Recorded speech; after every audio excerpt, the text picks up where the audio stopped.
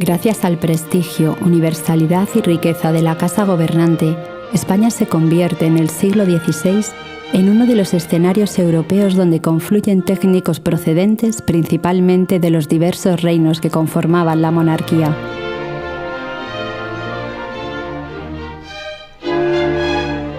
Ante la dificultad de reformar las universidades, en 1582 se crea en Madrid una nueva institución educativa, la Academia Real Matemática, con objeto de dar una sólida formación a los futuros técnicos.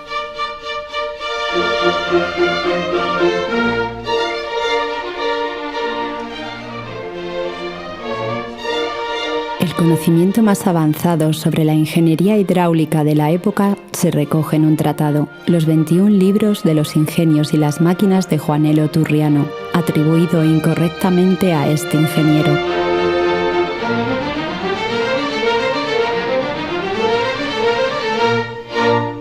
En el siglo XVI, las norias tiradas por bestias y las azudas continuaron utilizándose para regar los campos. El conjunto más importante de todas estas azudas se levantó en las cercanías de la localidad cordobesa del Carpio, a orillas del río Guadalquivir.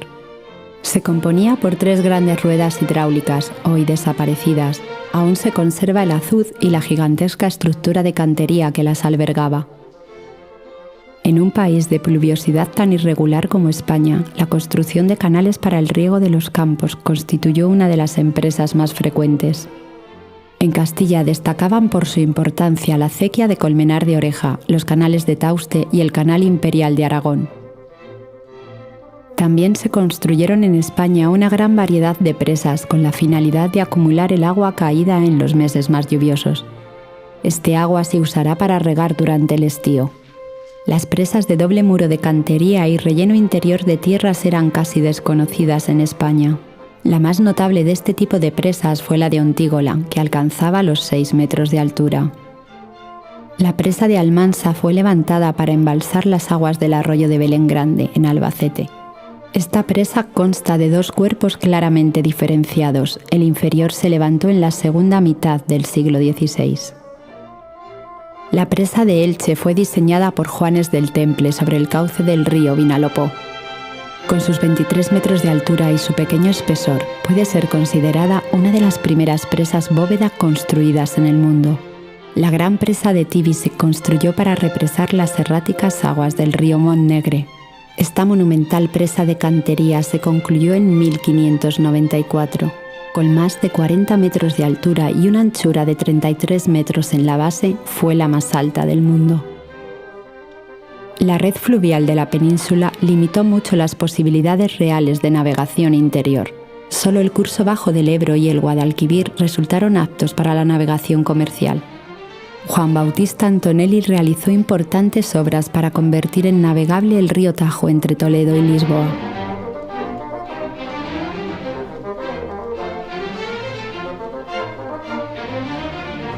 Felipe II promovió la construcción de depósitos de grano debido a que los cereales constituían en el siglo XVI el alimento primordial de la mayor parte de los españoles. Destacan los silos de Burjasot, un conjunto monumental de excavaciones aisladas, revestidas de ladrillo y cerradas en su boca por grandes piedras.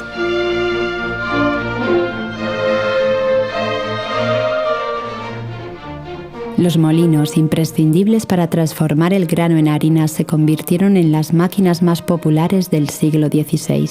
A los muchos tipos de molinos existentes se añade la gran novedad, los molinos de regolfo, antecedente de las actuales turbinas de presión. La introducción en Europa de los colorantes indianos revolucionó los aspectos estéticos y económicos de la industria relacionada con la tintorería. Los nuevos colorantes permitieron obtener un rojo de fuego y perfeccionar el negro ala de mosca hasta lograr un negro ala de cuervo. La obtención de perfumes, aguas y aceites medicinales se llevaba a cabo desde época medieval mediante destilación de sustancias en alambiques. Felipe II ordenó que en el monasterio del Escorial se instalara una botica provista de aparatos de destilación de gran envergadura y complejidad. En 1555 se descubrió un procedimiento innovador para obtener la plata en frío. Este método necesitaba grandes cantidades de mercurio. Unos molinos trituraban el mineral de plata hasta convertirlo en polvo fino y posteriormente se amalgamaba con el mercurio. En 1575 se propone la construcción de un molino para batir moneda. La maquinaria se construyó en Hall, en Tirol, y posteriormente se trajo a España.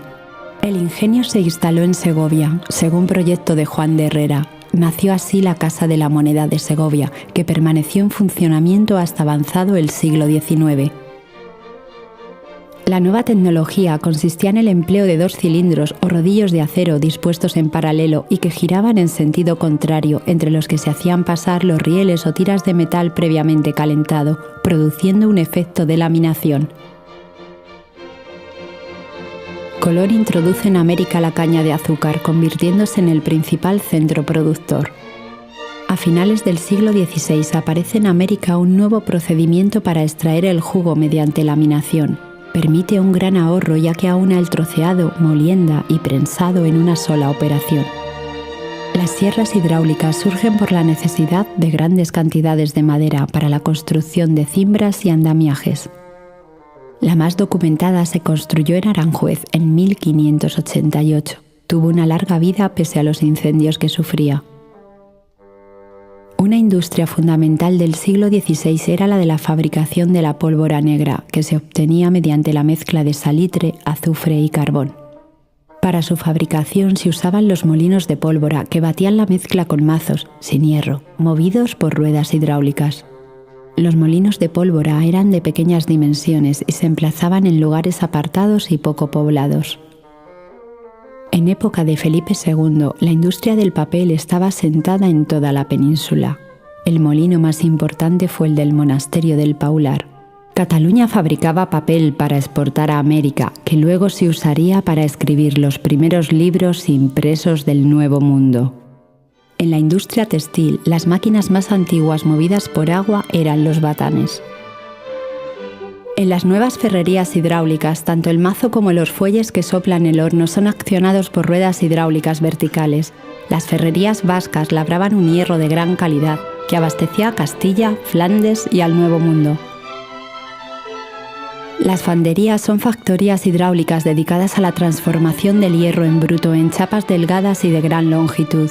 Utilizan ruedas motrices verticales, más robustas y lentas que el rodezno propuesto por Leonardo. La más notable fue construida en Berna. En el siglo XVI aparece la nueva artillería de bronce fundido, cuya fabricación ya no precisa ningún procedimiento manual de forja.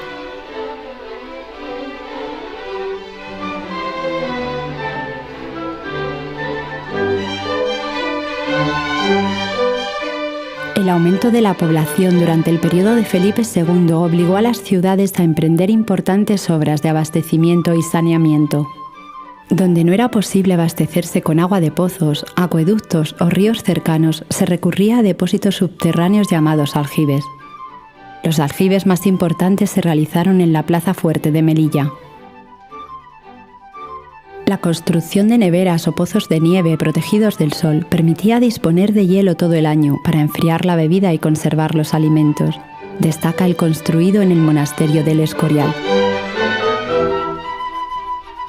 Ciudades tan alejadas como Madrid, Teherán o Marrakech se abastecían de agua mediante galerías subterráneas de captación o canats. Estas galerías terminaban en arcas de acumulación y reparto, de las que partían tuberías cerámicas.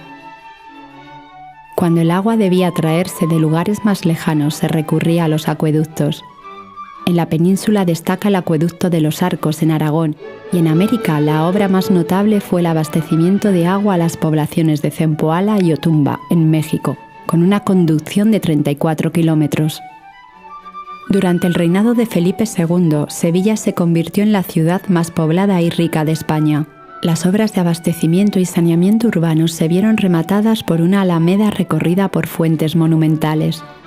En la ciudad de Daroca se encauzaron las furiosas riadas de la Rambla Fondoneral gracias a un canal subterráneo bajo el Cerro de San Jorge que desaguaba en el río Jiloca. Es en Nueva España, en la laguna de Yuripundaro, donde se realiza el proyecto de saneamiento más novedoso. Esta laguna, de aguas rojizas y pantanosas, origen de epidemias, se convirtió en un lago libre de mosquitos y repoblado de peces y aves acuáticas. Las fuentes se percibían como una obra utilitaria que además contribuía al ornato de la ciudad.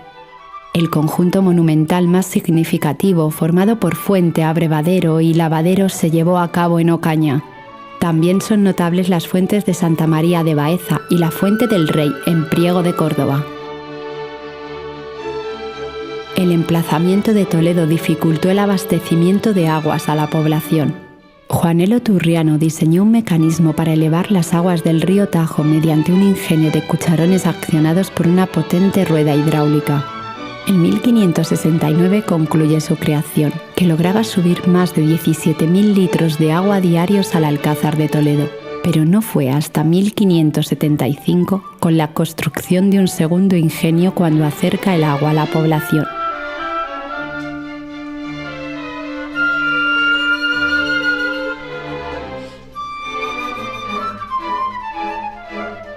Se abrió la ruta de los Azogues, por la que se llevaba el mercurio desde Almadén hasta Sevilla y posteriormente hasta las minas del Potosí y Nueva España.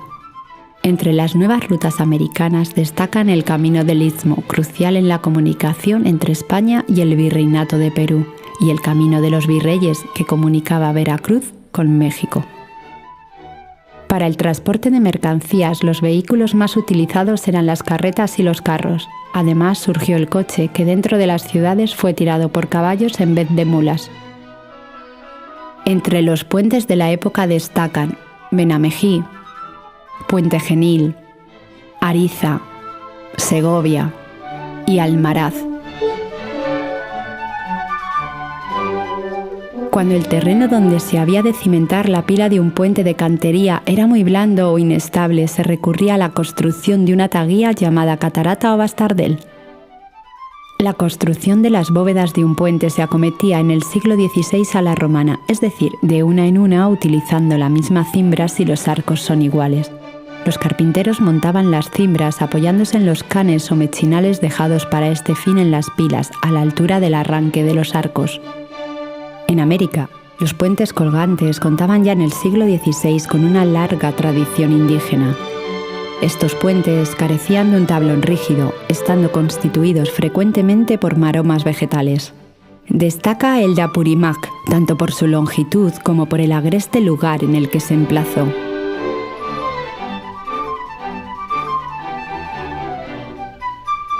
La red portuaria española de esta época quedó reflejada en el Atlas de las costas y puertos de España del cosmógrafo Pedro Teixeira. Al igual que sucedía en la construcción de puentes, cuando los terrenos sobre los que se cimentaba una obra eran poco consistentes, se procedía a clavar en el suelo unos pilotes de madera con ayuda de una máquina llamada martinete. Los martinetes de Inca solían instalarse sobre barcazas de fondo plano que podían desplazarse con facilidad en aguas someras.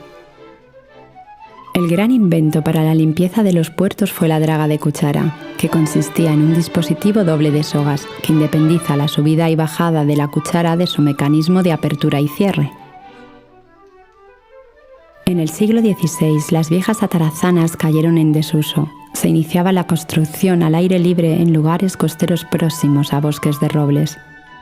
Guarnizo y Deusto fueron las grandes factorías donde los carpinteros de Ribera construían los nuevos galeones de la corona, destinados a la protección de la carrera de Indias. La época de Felipe II se caracterizó por la innovación y el ingenio, que recibió gran impulso cuando los principales estados encontraron los recursos necesarios para emprender obras públicas a una escala desconocida hasta entonces, obras que conceptualmente o materialmente perduran hasta nuestros días.